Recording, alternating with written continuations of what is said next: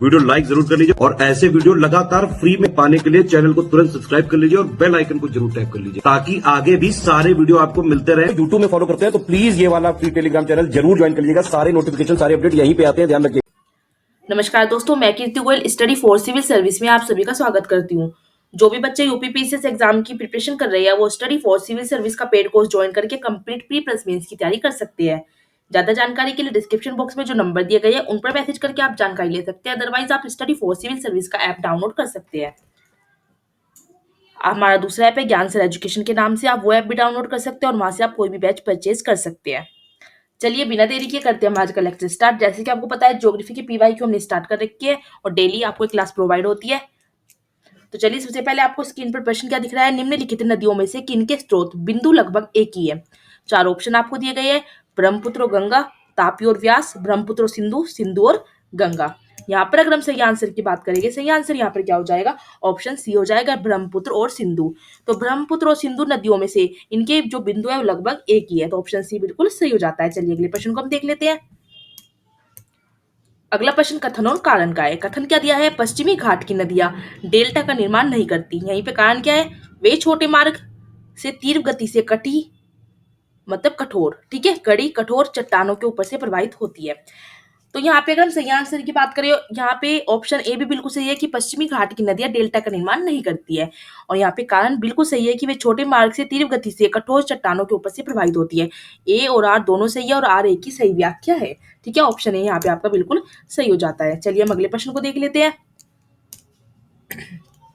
अगला प्रश्न भी कथन और कारण का है। कथन क्या कहता है, प्रायद्वीपीय भारत की सभी प्रमुख नदियां बंगाल की खाड़ी में गिरती है, परंतु नर्मदा तथा तापी नदियां अरब सागर में मिलती है। तो यहाँ पे ऑप्शन ए बिल्कुल सही बात कह रहा है। कारण देख लेते हैं हम, नर्मदा और तापी विभ्रंश घाटी से होकर बहती है, यह भी बिल्कुल सही है। तो यहाँ पे ऑप्शन ए बिल्कुल सही हो जाएगा क्योंकि ए और आर दोनों सही है और आर ए की बिल्कुल सही व्याख्या है, ठीक है। ऑप्शन ए यहाँ पर भी सही हो जाता है। चलिए हम अगला प्रश्न देख लेते हैं। अगला प्रश्न भी कथन और कारण का है। कथन कहता है, जो नर्मदा नदी है वो अपने मुहाने पर डेल्टा का निर्माण करती है। और यहीं पे कारण क्या कहता है, वह एक भ्रंश घाटी में बहती है।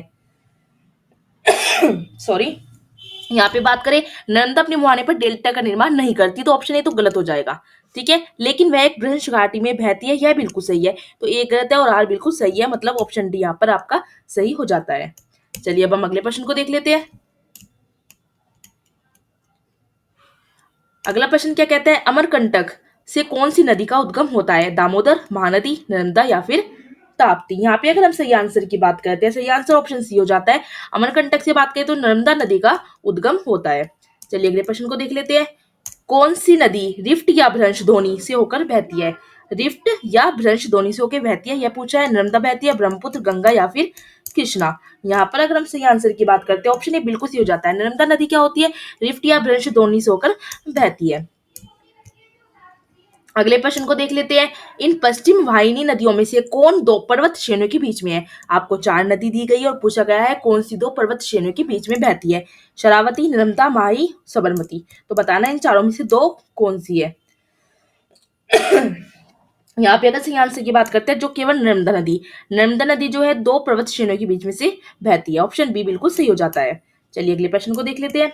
निम्न में से अरब सागर में गिरने वाली नदी कौन सी है, गोदावरी, ताप्ती, कृष्णा या फिर महानदी। अब अरब सागर में गिरने वाली नदियों की बात अगर हम करते हैं तो ताप्ती नदी अरब सागर में गिरती है, ऑप्शन बी बिल्कुल सही हो जाता है। अगले प्रश्न की बात करते हैं।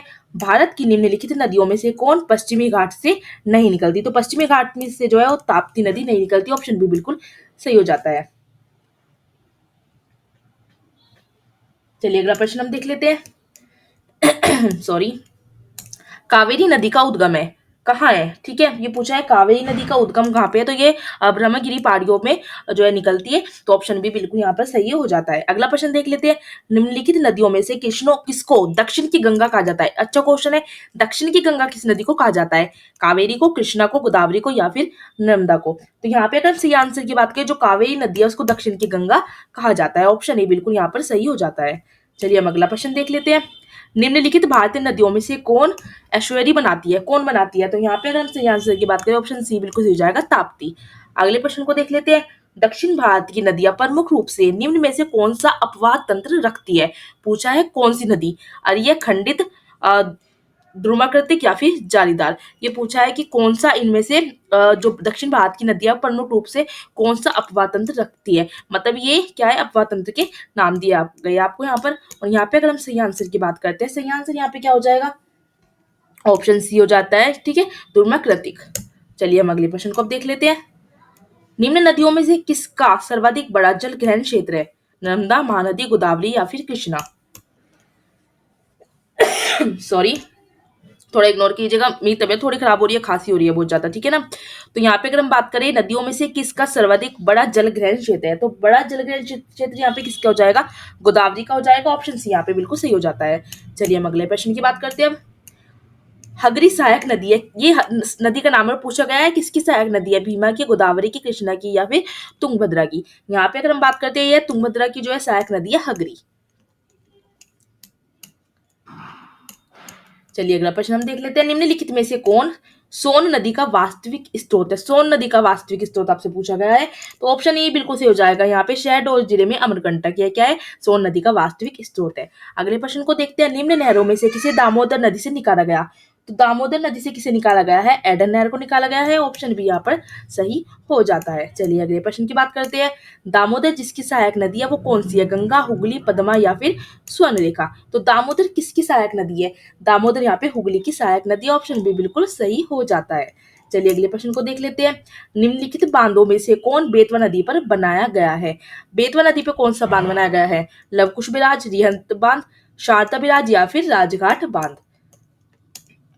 यहाँ पर अगर हम सही आंसर की बात करते हैं, सही आंसर यहाँ पे हो जाएगा ऑप्शन डी, राजघाट बांध। राजघाट बांध जो है बेतवा नदी पर बनाया गया है।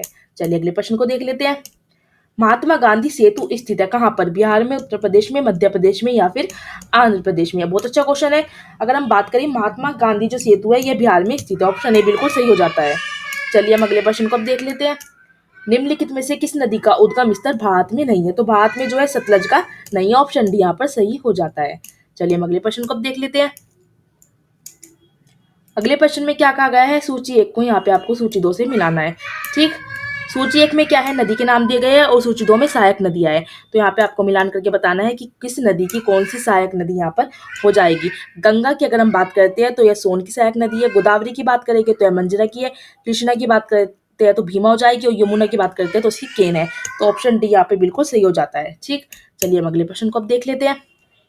अगला प्रश्न क्या कहता है, निम्नलिखित नदियों में कौन अध्यारोपित नदी का उदाहरण है। अध्यारोपित नदी का उदाहरण की बात करें तो चंबल हो जाएगा। ऑप्शन सी बिल्कुल यहाँ पर सही हो जाता है।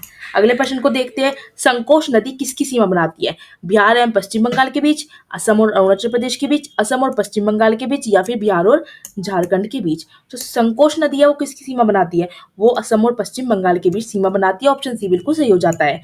किशन गंगा एक सहायक नदी है, किसकी सहायक नदी है, झेलम की सहायक नदी। ऑप्शन सी यहाँ पर बिल्कुल सही हो जाता है। चलिए हम अगला प्रश्न अब देख लेते हैं। निम्नलिखित में से किसका सुमेल नहीं है, अहमदाबाद में साबरमती है, हैदराबाद में कृष्णा, कोटा चंबल, नासिक गोदावरी। और पूछा है कौन सा सुमेलित यहाँ पर नहीं है, तो ऑप्शन बी बिल्कुल गलत हो जाएगा, हैदराबाद में कृष्णा नदी नहीं है। ठीक, चलिए अगले प्रश्न को हम देख लेते हैं। निम्नलिखित में से कौन सा जोड़ा गलत है, कोटा में चंबल है, भुवनेश्वर में महानदी, जबलपुर नर्मदा, सूरत में ताप्ती। तो यहाँ पे सही आंसर की बात करें, पूछा है जोड़ा गलत, तो भुवनेश्वर में महानदी नहीं है। ऑप्शन बी यहाँ पे क्या हो जाएगा, बिल्कुल सही आंसर हो जाता है, क्योंकि यह गलत आंसर है। सुमेलित कीजिए, सुमेलित करना है यहाँ पे आपको। तो यहाँ पे बात करते हैं, अगर हम कटक की बात करें तो कटक जो हो जाएगा महानदी का हो जाएगा। लुधियाना में बात करें तो यहाँ पे सतलज हो जाएगा। नासिक की बात करते हैं तो गोदावरी, उज्जैन में शिप्रा हो जाता है। मतलब ऑप्शन है आपका बिल्कुल यहाँ पर सही हो जाता है। चलिए हम अगले प्रश्न को देख लेते हैं। इस लेक्चर का क्या है, आज का लास्ट प्रश्न है आपका। निम्न में से कौन एक मंदाकिनी नदी के किनारे स्थित नहीं है, स्थित नहीं है, गौरीकुंड, रामबाड़ा, गोविंद घाट या फिर गुप्तकाशी। अब पूछा है स्थित नहीं है मंदाकिनी नदी के पास, तो कौन सा स्थित नहीं है, गोविंद घाट स्थित नहीं है। ऑप्शन सी यहाँ पे बिल्कुल सही आंसर हो जाएगा। ठीक है, आज का लेक्चर हम करते हैं यहीं पर समाप्त। अगर आपको PCS, RO, PEO, L ticket, UPSC की कंप्लीट सिलेक्शन तक की तैयारी करनी है तो सिर्फ और सिर्फ स्टडी फॉर सिविल सर्विस का पेड कोर्स ज्वाइन करके आप तैयारी कर सकते हैं। अगर आपने स्ट्रिक्टली एग्जाम तक इनका पेड कोर्स ज्वाइन कर लिया, सिलेक्शन आराम से हो सकता है। अभी यूपीपीसीएस 2025 का जो प्री एग्जाम होता है 12 अक्टूबर को, उसमें 134 क्वेश्चन जो है स्टडी फॉर सिविल सर्विस से आए हैं, जो कट ऑफ निकालने के लिए बहुत सही है। तो ज़्यादा जानकारी के लिए डिस्क्रिप्शन बॉक्स में जो नंबर दिए गए हैं उन पर मैसेज करके जानकारी ले सकते हैं। अदरवाइज आपको स्क्रीन पर जो नंबर दिख रहे हैं इन पर ही मैसेज करके जानकारी ले सकते हैं। धन्यवाद।